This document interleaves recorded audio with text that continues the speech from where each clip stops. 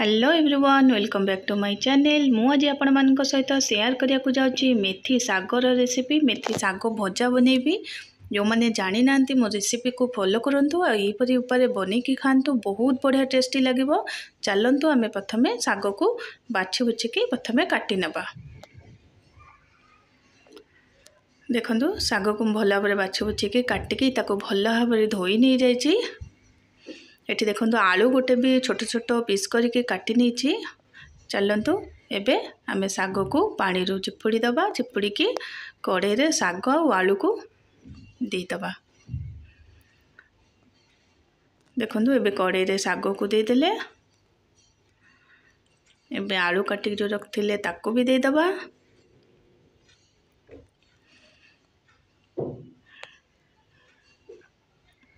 स्वाद अनुसार लूण पकई दबा।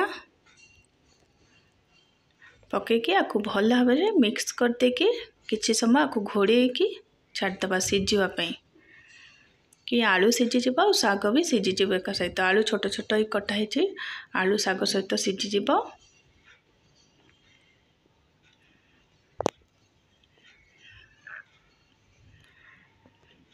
एबे ढांकुणी खोलिकी देखंतु। देखते ये साग मोर सीझी जाइए पूरा। देखो आलू भी सीझी जाइए, साग भी सीझी जाइए। या गोटे जगह को काढ़ीदबा। एबे साग को आम बघारिबा।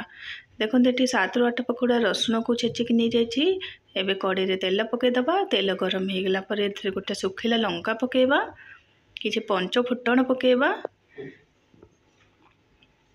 एथरे बड़ी किछि पकईदबा। बड़ी पकेले बहुत बढ़िया टेस्ट आसो साग भजार। बड़ीटा टिके भाजी हो गला पर एथिरे आमे छेचिकी रखिथिबा रसुण को पकईदबा। रसुण को टिके हल्का फ्राई करदबा।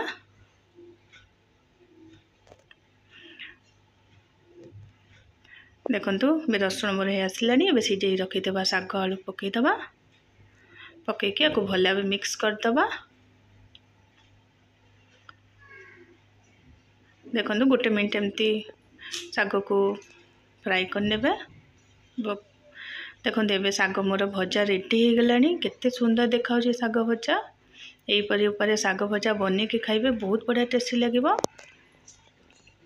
देखो ये आपको प्लेट रे काढ़ी देछि। केते सुंदर देखा आर टेस्ट भी बहुत बढ़िया है। आपण माने एमती ऊपर बन के खाइबे निहाती भाव में बहुत बढ़िया टेस्ट लगे मेथी साग भजा।